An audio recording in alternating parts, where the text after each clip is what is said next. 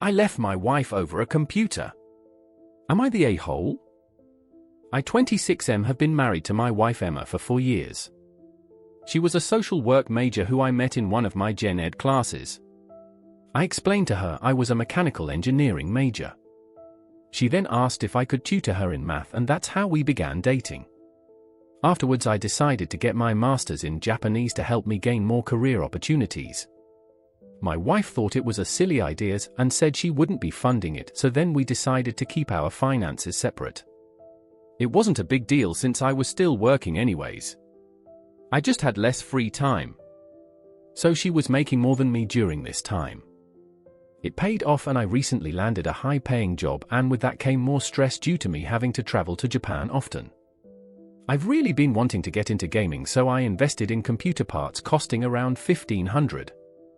Once I took the parts out of the box, my wife noticed the receipt and asked how I could be so irresponsible with my money.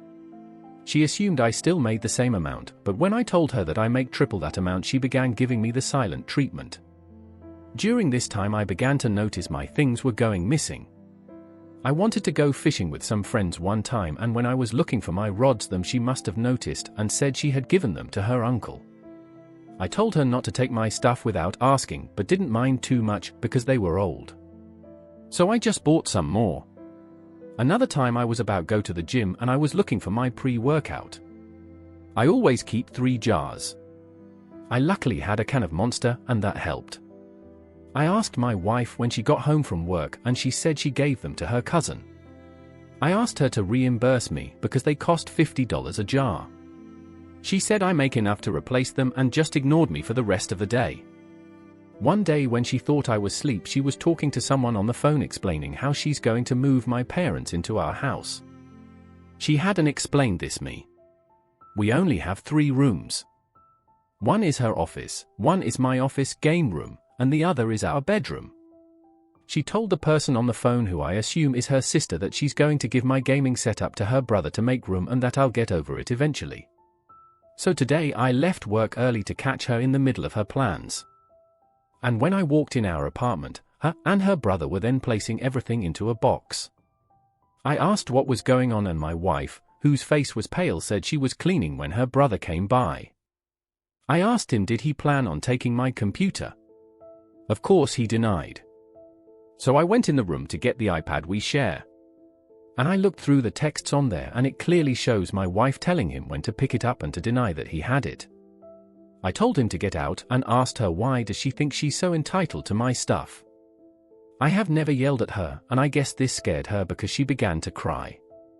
She ended up packing a bag and went to stay with her sister. While she was out, I picked up a lock for my office. Her sister texted me calling me a asshole. I'm beginning to think I could have handled this better. I'm looking for advice. Update 1.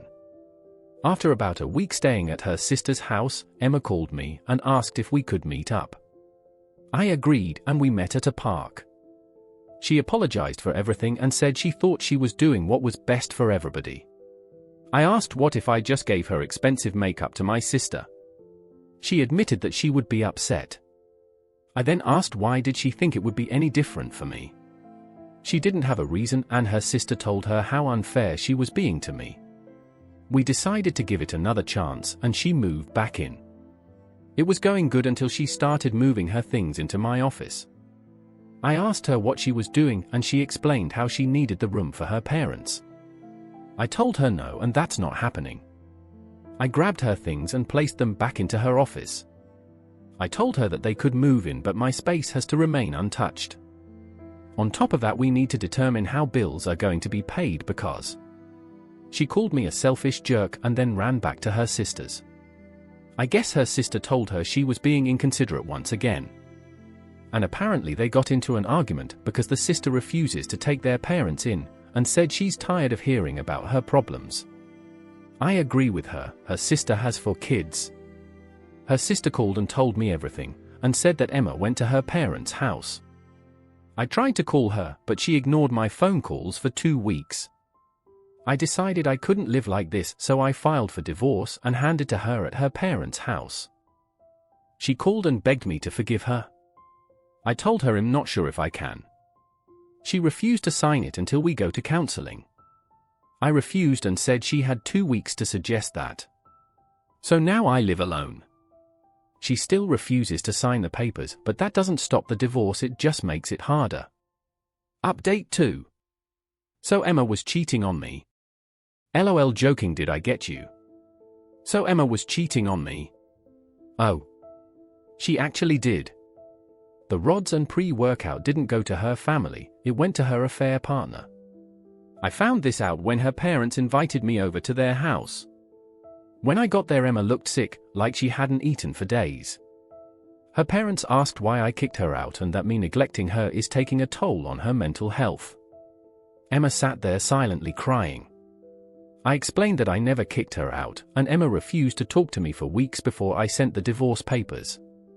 I showed them text of me practically begging her to come home so we can talk it out. I asked Emma what did she tell her parents. Her dad chimed in saying that I went back on my word about letting her brother stay with me.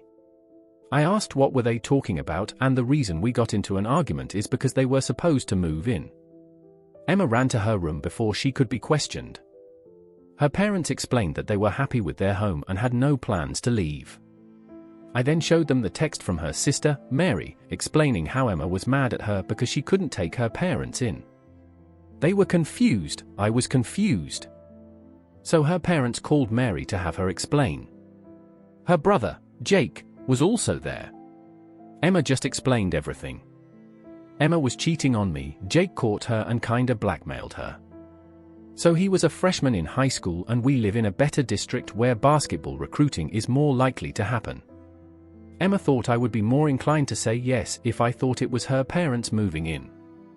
Emma's parents called her downstairs immediately. She was listening and began to tell her side. Her affair partner's wife found out, so he thought that relationship was over because she kicked him out the house.